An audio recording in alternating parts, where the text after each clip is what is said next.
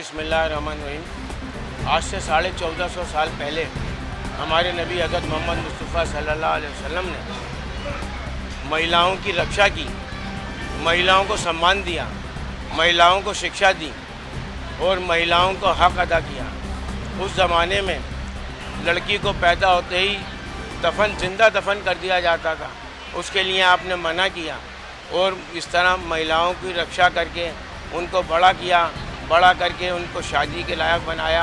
और वालिदैन को ये आपने फरमाया कि जिसने भी अपनी 3 बच्चियों को जवान करके पढ़ा लिखा के तहज़ीब याफ्ता करके शादी कर दी इज़्ज़त के साथ, तो उसको वो जन्नत में मेरे साथ ऐसे होगा जैसे ये 2 उंगलियाँ हैं। और हुज़ूर नबी करीम सल्लल्लाहु अलैहि वसल्लम ने महिलाओं को सम्मान इस तरह से दिया कि आपने औरत के माँ के पाँव के नीचे जन्नत दे दी और ये बताया कि जो माँ की खिदमत करेगा उसके अपनी माँ की खिदमत करने से उसे जन्नत मिलेगी, जो कि माँ के पाँव के नीचे जन्नत है।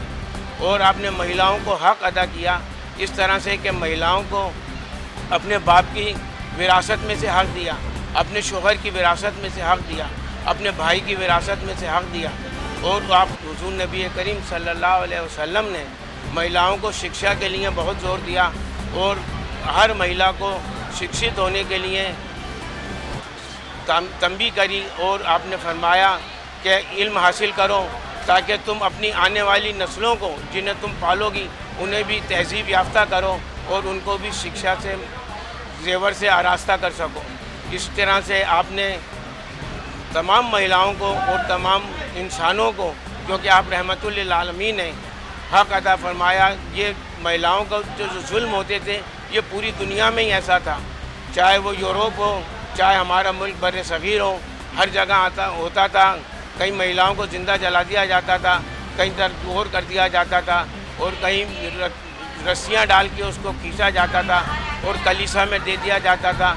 इस तरह से आपने महिलाओं को आज़ादी दी और उनका हक़ अदा दिया और उनका सम्मान दिया और बहन को और भाई को मोहब्बत अता फरमाई।